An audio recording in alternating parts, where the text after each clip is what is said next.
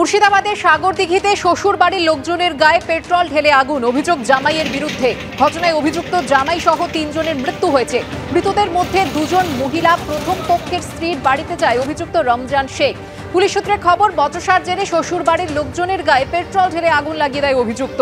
ঘটনায় অভিযুক্ত জামাই সহ 7 থেকে 8 জন অগ্নিদগ্ধ হন। তাদের প্রথমে সাগরদিঘি সুপার স্পেশালিটি হাসপাতাল ও পরে মুর্শিদাবাদ মেডিকেলে নিয়ে যাওয়া হয়। পুরনো পারিবারিক বিবাদের জেরে এই ঘটনা বলে প্রাথমিক অনুমান পুলিশের।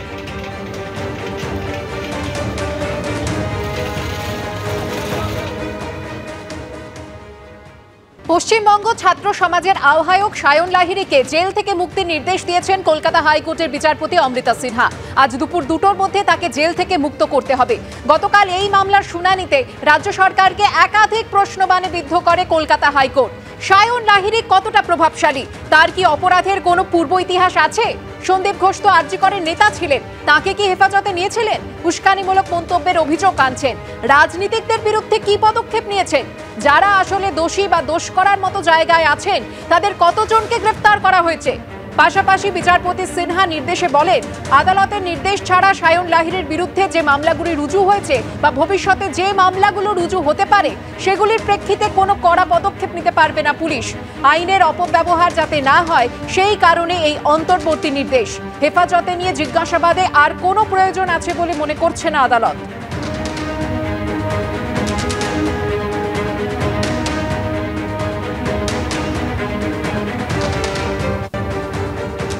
এই মুহূর্তে টেলিফোনে যোগাযোগ করে নিয়েছি আমাদের প্রতিনিধি পার্থপ্রতিম ঘোষের সঙ্গে। পার্থপ্রতিম, আজ দুপুর 2টোর মধ্যে পশ্চিমবঙ্গ ছাত্র সমাজের আহ্বায়ক সায়ন লাহিড়ীকে জেল থেকে মুক্তির নির্দেশ দিয়েছেন কলকাতা হাইকোর্টের বিচারপতি অমৃতা সিনহা। কি জানতে পারছো, কখন তাকে ছাড়া হবে?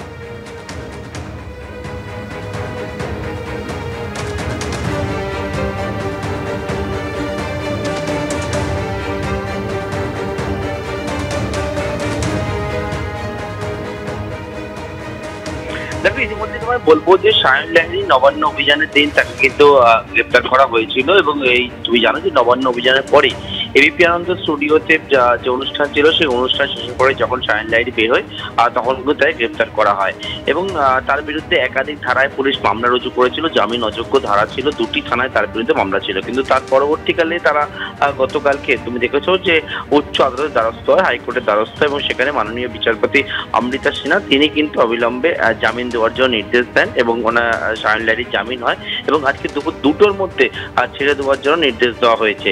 এবং বর্তমানে লালবাজারে রয়েছে সায়ন লাহিড়ী এবং পরবর্তী যে প্রক্রিয়াগুলো রয়েছে আইনগত যে কাগজপত্র, অর্থাৎ যেহেতু ব্যাংশাল আদালত থেকে তার 14 দিনের পুলিশ হেফাজতের নির্দেশ হয়েছিল, সেই সমস্ত কাগজপত্র গুলোর যে কাজ, পেপার ওয়ার্কের কাজ এই মুহূর্তে শুরু হয়ে গেছে। আজকে দুপুর 2টোর মধ্যে নবান্ন যে অভিযান হয় গত মঙ্গলবার দিন, তার যে অন্যতম আহ্বায়ক ছিলেন সায়ন লাহিড়ী তাকে কিন্তু মুক্তি দেওয়ার জন্য নির্দেশ দেওয়া হয়েছে, ছাড়ার জন্য নির্দেশ দেওয়া হয়েছে এবং সেই মতো সেই প্রক্রিয়া কাজ ইতিমধ্যে শুরু হয়ে গেছে।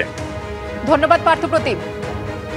পশ্চিমবঙ্গ ছাত্র সমাজের আহ্বায়ক সায়ন লাহিড়ীকে জেল থেকে মুক্তির নির্দেশ দিয়েছেন কলকাতা হাইকোর্টের বিচারপতি অমৃতা সিনহা।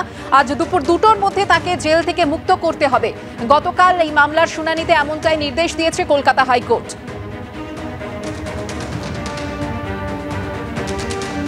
আর এ নিয়ে কি প্রতিক্রিয়া কুণাল ঘোষ এবং শুভেন্দু অধিকারীর, শোনাবো আপনাদের। লোক খারাপের সময় খেয়াল থাকে না, পুলিশের পারমিশন ছাড়া 2-3 জন বসে যদি লোক খেপিয়ে লেলিয়ে দেয়, কোনো একটা দলের বকলমা নিয়ে লোক খেপিয়ে লেলিয়ে দেয় পাবলিককে, এবং সেখানে কিছু গুন্ডা ব্যারিকেড ভেঙে পুলিশকে আক্রমণ, পুলিশের চোখ নষ্ট হচ্ছে, সম্পত্তি ধ্বংস হচ্ছে, 36 জন পুলিশ ইনজিওর্ড, তাহলে দায় কার? যারা ডাক দিয়ে লেলিয়ে দিয়েছে মানুষকে, দায় তাদের। অসংখ্য লোকের উপরে যে অত্যাচার মমতা ব্যানার্জি করছে এবং যেভাবে প্রতিহিংসা করছেন, একদিকে গ্রেপ্তার, রিমান্ড, অন্যদিকে ডাক্তারদের শোকজ, সব মিলিয়ে এই যে প্রতিহিংসার রাজনীতি, এই রাজনীতির জবাব জনগণ দেবে। গণতন্ত্রে মানুষই শেষ কথা বলে, গণতন্ত্রে বিধানসভার সংখ্যাগরিষ্ঠতা, বেশি শক্তি, অর্থ শক্তি, অস্ত্র শক্তি শেষ কথা বলে না।